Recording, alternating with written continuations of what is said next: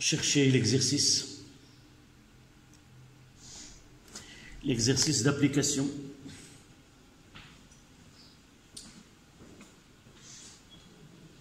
Je vais chercher. Si tu une petite remarque, que cette leçon elle est dans le groupe, et par la suite cet exercice il est déjà résolu sur le même document. Tu l'as vu? Tu l'as travaillé sans voir la solution, c'est très bien. Monsieur, c'est sur le contexte? Oui, c'est le groupe de votre classe. Voici, ça fait longtemps que, voici le groupe destiné au deuxième, comme vous lisez, deuxième bac sciences physiques 1, lycée Ibn Khatib Tanger. Et la leçon que vous avez sur le cahier, elle est déjà là. D'accord? La même leçon que vous avez sur le cahier, ou presque. Et dans cette leçon, il y a l'exercice qui a été déjà corrigé. Même vous pouvez suivre ici des exercices, les ondes mécaniques progressives périodiques, des exercices à travailler. Là, ce sont des activités et ainsi de suite. Vous pouvez travailler de chez vous sur ces exercices. Et même, il y a les cours. D'accord?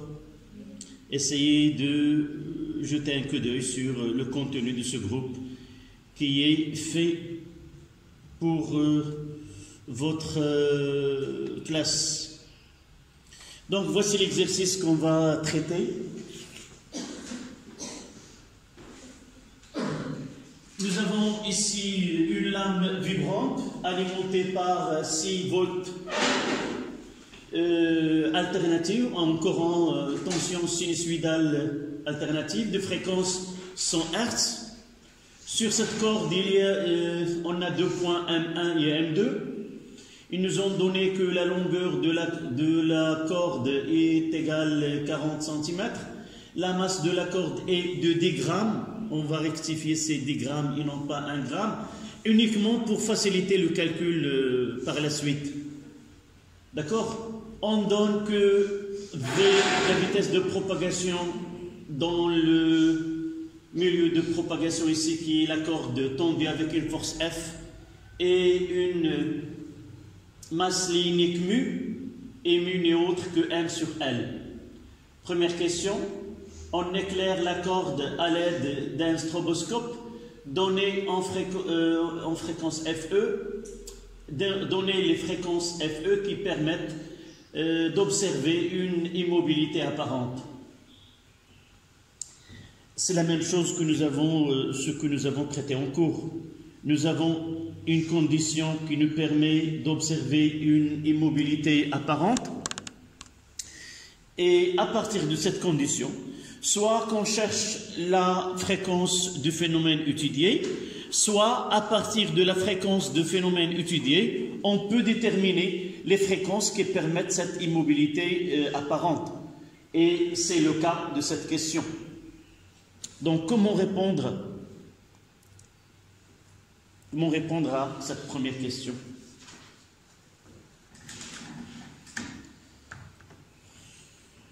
Avec une phrase, puis une relation mathématique, puis les calculs. Quelle est la condition d'obtention d'une immobilité? C'est exact. La fréquence du phénomène observé est un multiple entier de la fréquence d'éclair ou de stroboscope. Donc, vous notez réponse de l'exercice d'application.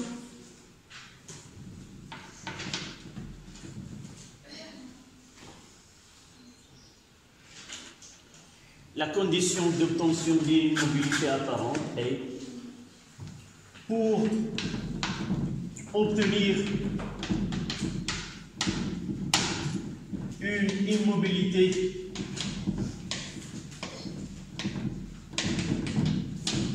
apparente,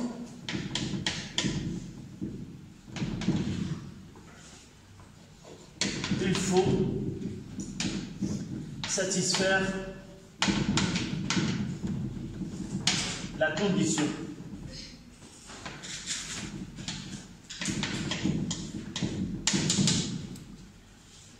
F est égal à K FE avec K un entier naturel non nul.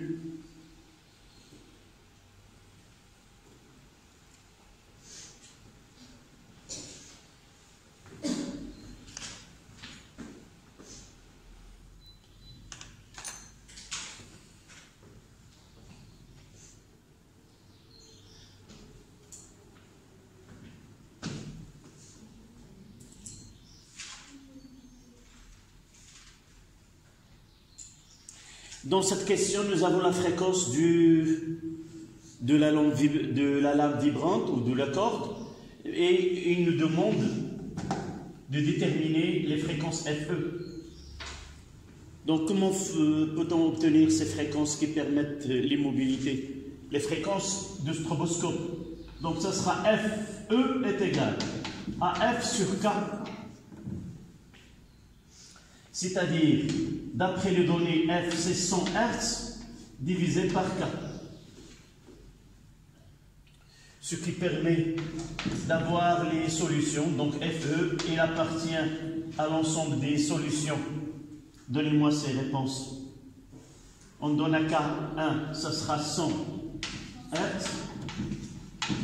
K est égal à 2, 50 Hz. K est égal à 3. C'est 33,33 Hz. 4, ça donne 25. Et la dernière valeur, c'est là, c'est 20.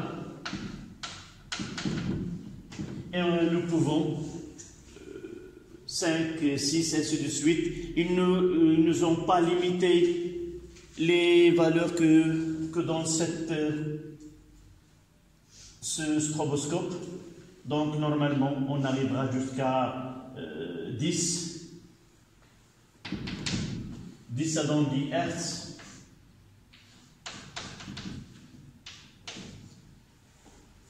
Et ainsi de suite. La question s'était donnée en fréquence FE qui permettent d'observer une immobilité apparente. Ils ne nous ont pas demandé toutes les fréquences données FE. Donc ces valeurs-là permettent d'observer une immobilité apparente de la corde en adoptant une forme sinusoïdale, puisque l'alimentation de la tension utilisée dans l'électroaimant est une tension qui est sinusoïdale. Et par la suite, la forme que prendra la corde sera aussi sinusoïdale. Ça, c'était la question 1. La question 2. Ils nous ont donné... oui, d'abord, calculer la vitesse de propagation de l'onde à partir des données. Donc, de 1. Là, on est dans l'étude d'une onde mécanique progressive périodique. Et nous avons déjà comme donnée la fréquence. Donc la relation, c'est V, la vitesse de propagation est égale à lambda fois F. Je reprends Non, je reprends de la question 1. Nous avons utilisé que V est égal à lambda sur lambda fois T. D'accord? Qui est égal à lambda sur F. Même, toujours, X c'est lambda qui est égal. Lambda est égal à 2 fois T. Lambda est égal à V fois 1 sur F. Voilà. Donc, ça sera lambda est égal à V sur petit f. Et nous avons l'autre relation que V est égal à la racine carrée de F sur mu. Voici les deux relations que je reprends dès la question, première question. Donc nous avons ici deux relations qui nous permettent de déterminer V. Et nous voyons que celle-là, là c'est 1 et là c'est 2. 2 permet de calculer V.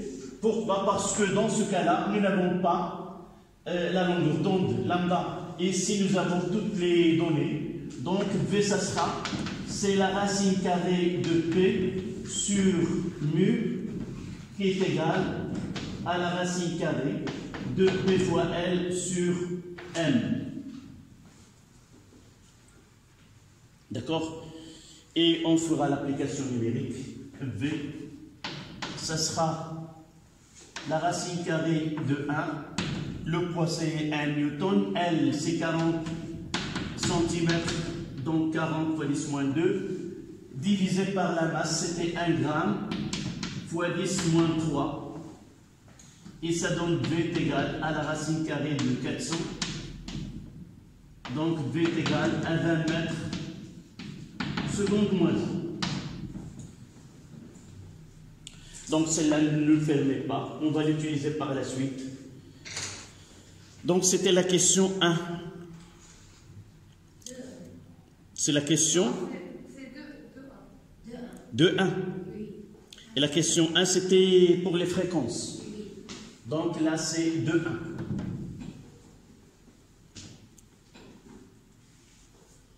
D'accord. La question 2-2, c'est celle que nous venons déterminer la longueur d'onde. Donc 2, 2. Une fois que nous avons la vitesse et la fréquence, nous pouvons calculer la longueur d'onde. Lambda est égal à V sur F. Lambda est égal à 20. Divisé par la fréquence, c'est 100. Et ça donne lambda est égal à 20. lambda est égal à V fois. Oui. Non, nous calculons lambda. Ah oui. Nous calculons lambda. V fois T. Non, V fois T. Et j'ai remplacé, j'ai pas T, j'ai 1 sur F. Essayons de mettre là, avant de calculer pour... Cette année, on va utiliser ce qu'on appelle les équations aux dimensions. C'est-à-dire quoi? Pour s'assurer qu'une relation mathématique est bien correcte, il suffit de choisir les unités, de suivre les unités dans cette équation. Là, c'est la vitesse, c'est quoi? Si je mettrais lambda, c'est-à-dire les dimensions, quelle est l'unité, on va voir par la suite, de lambda. Là, c'est une vitesse, c'est une mètre par seconde, c'est-à-dire c'est une longueur divisée par le temps. Et je mettrai divisé, c'est-à-dire à la puissance moins 1. On va s'habituer à utiliser ces équations de dimension au fur et à mesure que les cours s'avancent. Et à partir d'un moment, on est obligé de connaître, appliquer cette relation-là. La fréquence, nous l'avons noté, son unité c'est le Hertz. Et le Hertz c'est l'inverse de temps. Donc ça sera en T-1.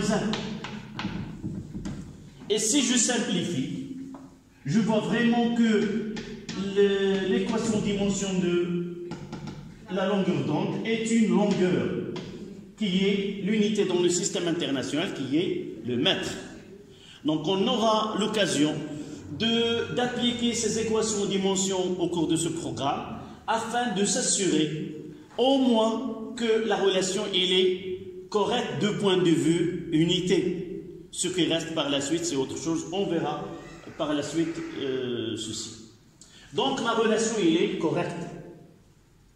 Et je fais l'application numérique que lambda est égal à 20 divisé par 100 et ça donne 0,2 mètres. Donc la longueur d'onde lambda, nous pouvons l'écrire 20 cm.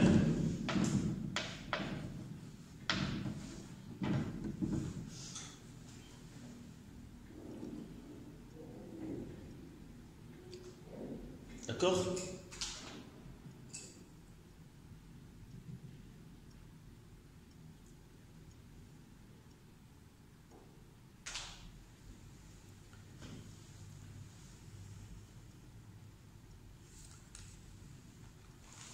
Ils nous ont demandé de la représenter.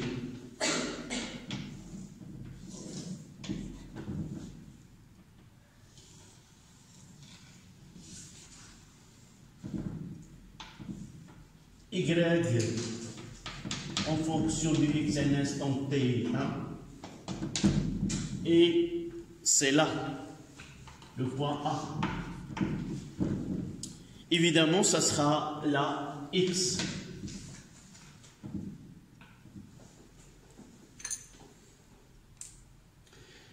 La longueur d'onde. Qui peut me donner la définition de la longueur d'onde? C'est quoi la longueur d'onde?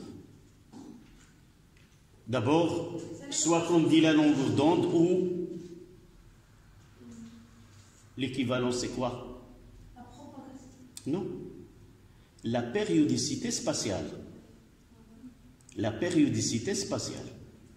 D'une autre manière, nous avons dit la séance précédente, comment peut-on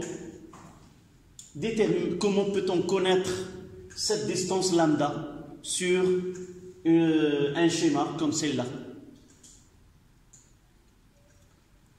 La longueur d'onde, c'est oui. Les deux points doivent avoir la même élongation. D'abord, on commence par même état de vibration. Ou quoi d'autre? En phase. Donc les termes qu'on doit apprendre, deux points vibrent en phase ou même état de vibration. La distance qui sépare d'une façon générale deux points qui ont le même état de vibration et qui sont en phase est égale à quoi? D'une façon générale. Lambda égale à B sur L. Non. Là, c'est pour définir lambda, quelle est la relation entre lambda, la vitesse et la fréquence. Mais dans le milieu de propagation, nous avons dit que dans les ondes mécaniques progressives périodiques, nous avons une double périodicité, périodicité spatiale et périodicité temporelle. Ça veut dire quoi? La périodicité temporelle se manifeste de deux façons. C'est que tous les points du milieu de propagation réalisent le même mouvement de la source et se répètent de la même façon au cours d'une durée qu'on appelle la période T. Voici la première des choses. La deuxième des choses, dans le temps, des points dans ce milieu de propagation, il existe des points qui sont en phase, c'est-à-dire qu'ils répètent le même mouvement de la même façon, et on dit que ces points sont en phase. Ça veut dire que le retard, voilà notre vision de périodicité spatiale, ça veut dire que le retard temporel entre ces deux points est un multiple de la période T. D'accord?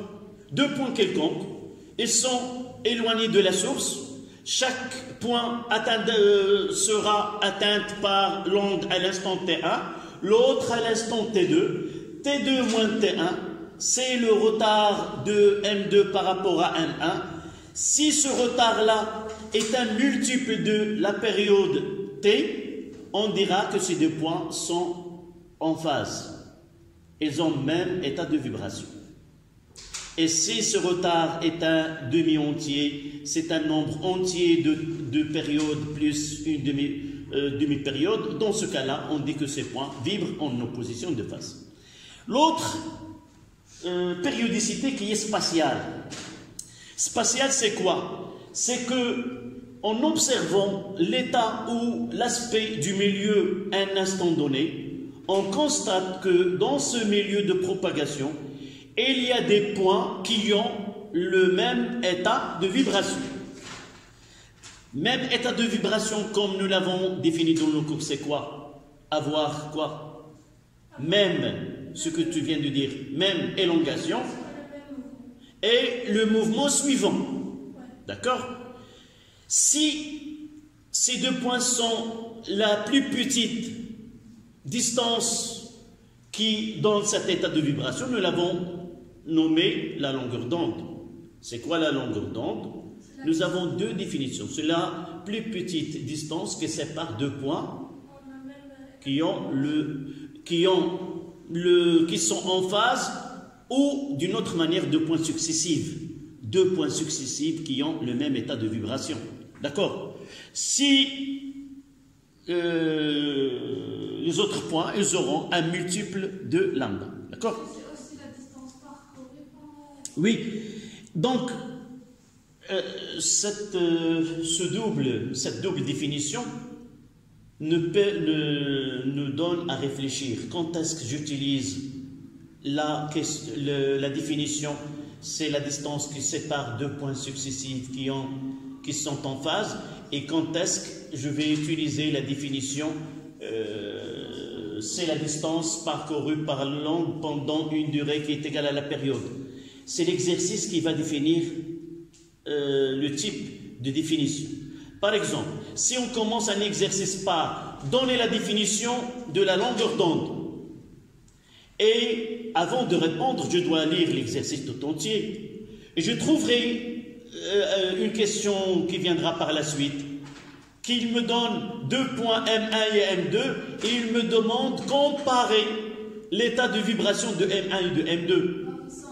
Donc, quelle définition je dois donner? La deuxième. Quelle deuxième? Qui vibre en phase. Voilà. Mais si je trouve par la suite déterminer, par exemple, la vitesse ou la période, j'utiliserai l'autre définition. Même si je ne fais pas attention à ceci, je donne la définition à partir de la période, elle est considérée comme une réponse correcte, d'accord? Mais uniquement, il vaut mieux de suivre ce qui est demandé dans l'exercice afin de ne pas justifier une deuxième fois comment j'ai déterminé cette relation ou cet état de vibration des deux points, d'accord? Donc là, je dois d'abord avoir, nous avons dit, ils ont même élongation. Qu'est-ce que je vais tracer? Je vais tracer une droite. Voici tous les points, normalement tous les points qui ont la même élongation. Celle-là et autres. D'accord? Deuxième, c'est que l'état de vibration de A doit être avec le point qui suit. Donc la plus proche avec le temps. C'est facile de connaître qu'il s'agit de là, puisque de ce point, puisqu'on est au début, il vaut mieux d'approfondir les choses et connaître les choses comme ils sont. Donc, ce point-là, c'est A'. Quel est son état de vibration? Mademoiselle,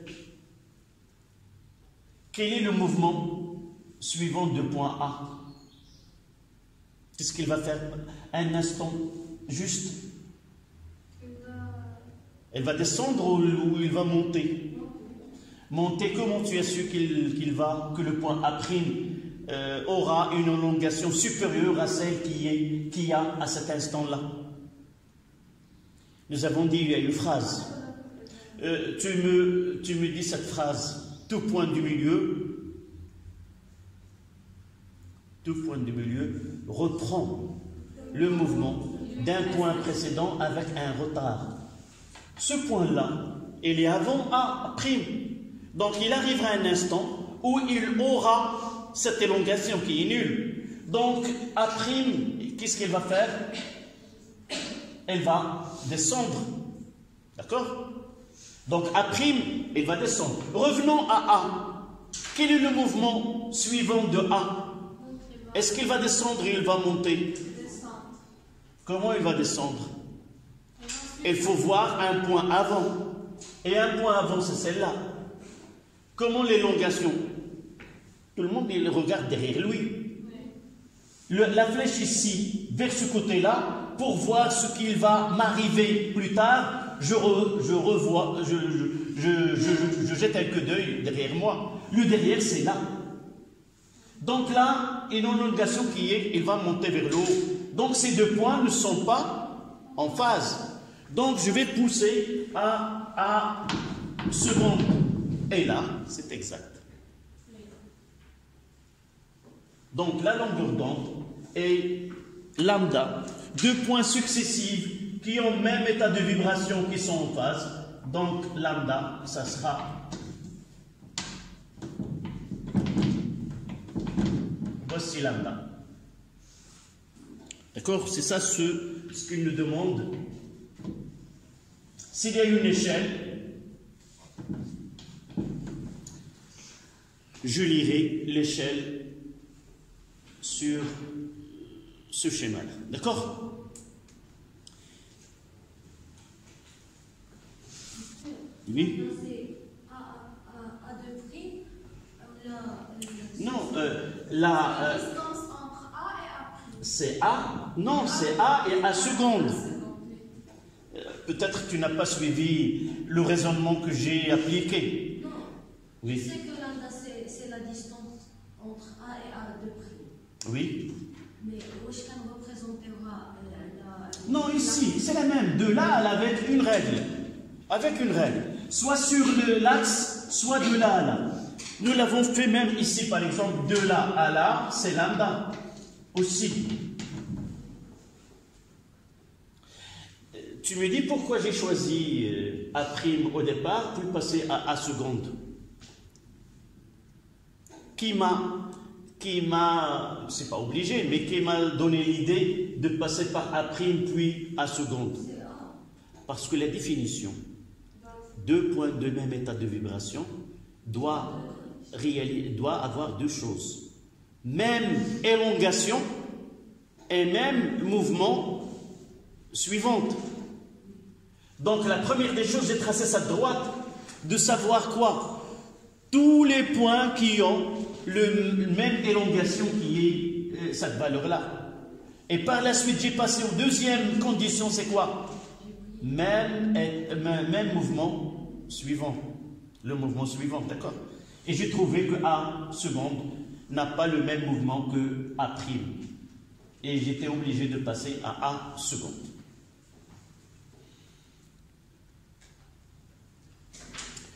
La dernière question, c'est de 3.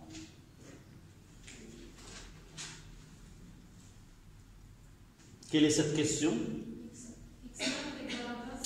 Oui, 2, c'est de 3. Ils nous ont donné M1 où X1 est égal à combien? 30 cm. Et M2, son abscisse c'est X. X2 c'est 30 cm. Et X1, 20. On rectifiera. 20 et ici c'est 30. La question? Comparer l'état de vibration de M1 et de M2. Ça veut dire quoi? Lorsque la question se pose, je dois connaître à l'avance les réponses possibles. Quelles sont les réponses possibles dans cette question? En état de phase ou bien en état soit je dirais le point M1 et M2 vibrent en phase ou vibrent en opposition de phase. Donc l'utile pour différencier l'un de l'autre, c'est quoi? Non. Nous avons une condition. Oui. À partir de la relation. Oui. Quelle est cette relation? Oui. Donc nous avons soit en opposition de phase, soit en phase. Nous avons la relation. Donc dans ce type de question, je vais essayer de calculer D sur lambda. D'accord? Soit j'obtiens un nombre entier de lambda, un nombre entier, CK appartient à n étoile, et là dans ce cas-là c'est quoi? En phase.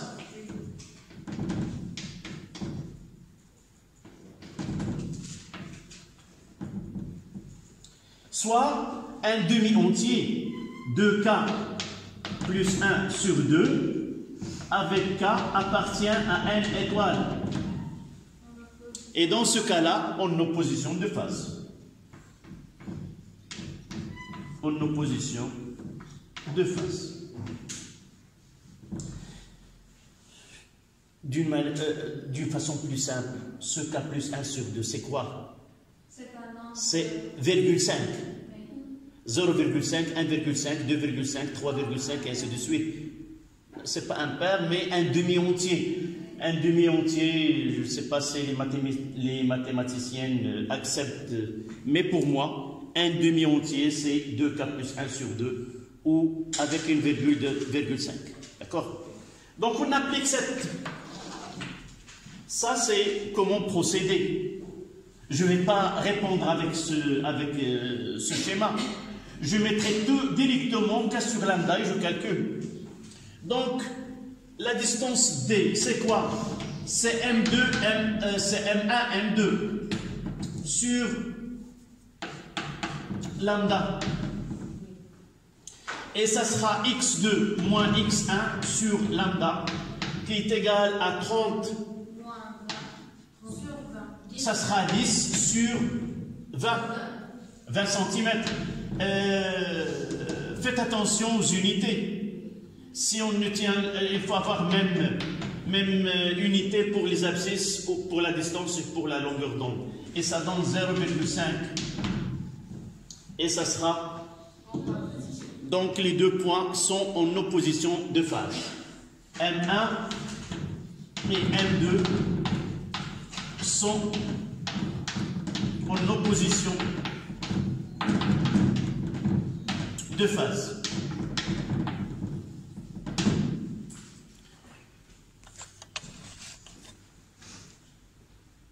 M1 et M2 sont en opposition de phase.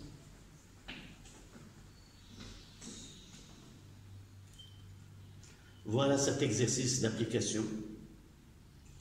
Et je vais essayer de poser une question pour savoir si vous avez bien saisi cette dernière question. Et je vous demande de comparer M1 avec la source et M2 avec la source. Mademoiselle? Oui, tu nous rappelles ton prénom? Soukaina. Alors, Soukaina, tu compares l'état de vibration de M1 avec la source.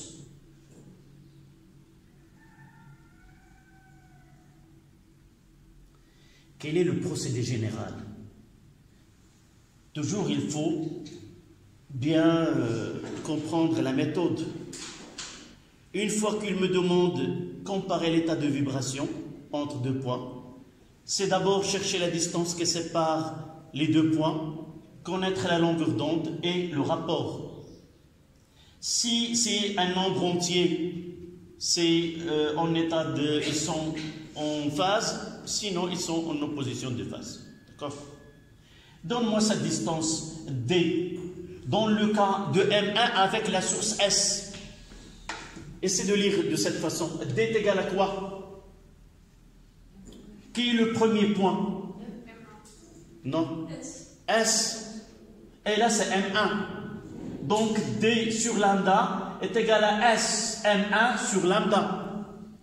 Et c'est quoi S M1? Donc, je mettrai X1 moins XS. XS, c'est à quoi t'égale XS? C'est 0. C'est l'origine de l'axe des abscisses. Et ça donne combien? 20 sur 20. 20 sur 20 est égal à 1. Donc, qu'est-ce qu'on va dire pour le point M1? Le point M1, il est en phase avec la source. D'accord? Tu appliques pour le deuxième point M2. Relis cette réponse et donne-moi... C'est égal S fois... Non, S, c'est S M2. Oui. Et ici? C'est X2 moins S. Moins XS sur lambda, qui est égal à combien? 30 sur 20. C'est 3 sur 2. Et 3 sur 2, c'est combien? C'est 1,5. Quelle est la conclusion que tu vas nous dire là? Au lieu de M1, ça sera S. S et en opposition de phase. Pourquoi? Parce que 0,5, c'est même que 1,5, 2,5, 3,5. D'accord? Donc, la conclusion, en réalité, la question posée, c'était comparer l'état de vibration de M1 avec S, de M2 avec S, puis en déduire l'état de vibration entre M1 et M2. Qu'est-ce que nous pouvons dire? Si nous n'avons pas répondu de cette façon, nous avons déterminé l'état de vibration de M1 par rapport à S, de M2 par rapport à S. Quelle est la conclusion qu'on va tirer? Puisqu'on a S, S et M1 sont en phase et S et M2 sont en opposition de phase, donc M1 et M2 sont en opposition de phase. Exactement, c'est de la logique. C'est de la logique. Puisque les M1 et M2 sont en phase et M1 et S en phase et M2 et S sont en opposition de phase, au même instant, évidemment, un instant bien à cet instant que nous avons défini ici. Donc, automatiquement, M1 et M2 seront en opposition de phase.